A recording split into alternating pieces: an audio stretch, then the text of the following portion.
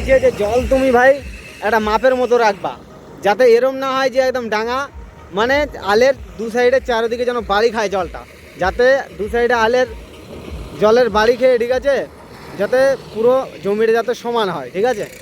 আমাকে ভালোবাসে, আমার বেঙ্গল রাজা আমার ট্রাক্টরকে ভালোবাসে, তারা সত্যি যেখানেই যখনই দেখতে পাক বস স্যালুট এটা দিয়ে থাকে, আর মনটা তখনই কিন্তু আমার হ্যাপি হয়ে যায় একদম। তো hello guys, welcome my new blog. আর আজকের ব্লগটাতে আমি তোমাদের বলবো যে আমাদের আশেপাশে যতগুলো জমি ছিল, যেগুলো একটা দুটো করে চাষ হয়েছে, সেগুলো কিন্তু বর্তমানে কিছুটা কাদো দেওয়া হয়েছে, বাদ বাকি আমারটা পড়ে আছে, আর সেগুলো আমি চাষ করতে এসেছি। এই যে দেখতে পাচ্ছ গাড়ি চলছে ওখানে, ঠিক আছে।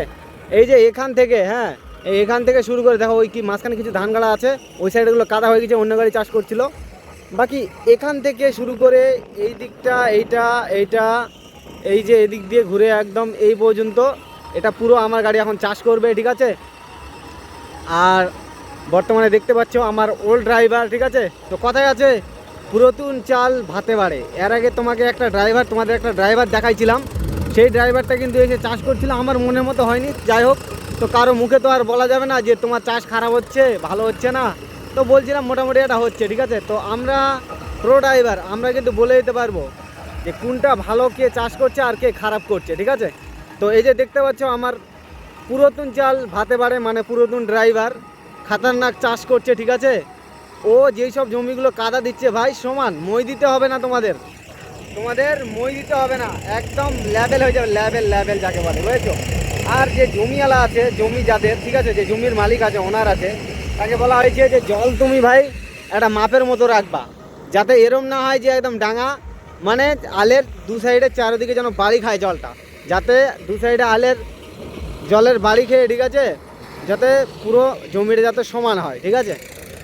তো এটাই হচ্ছে মেন কথা, যে আমরা ড্রাইভার যদি জল ঠিক মতো না থাকে তাহলে কিন্তু সমান করা নিয়ে, মানে বলতে গেলে অসম্ভব না, সম্ভব, বাকি তেল খরচাটা বেশি হবে।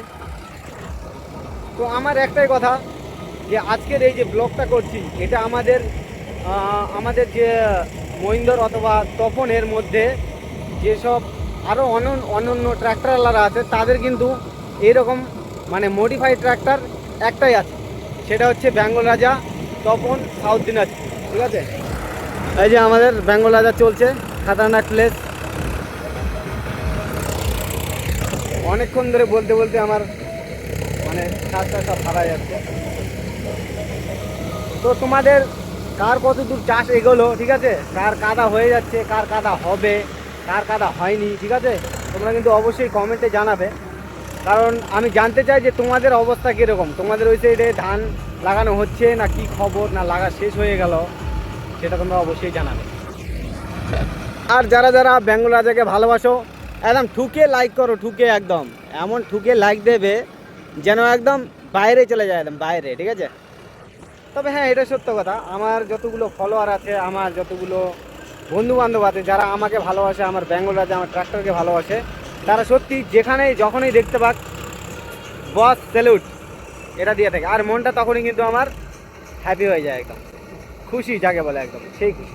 তো একটা একজন ভিডিও বানায়, ঠিক আছে, তার কি চাই ভাই, একটা ফলোয়ার, তার ভালোবাসার মানুষরা যদি তাকে দেখতে পেলে কথাবার্তা বলে ভালো মতো, তবে ভালো লাগবে, তবে তো মানে মনে হবে যে না সত্যি আমারও আজ মানে মনটা ভালো লাগলো।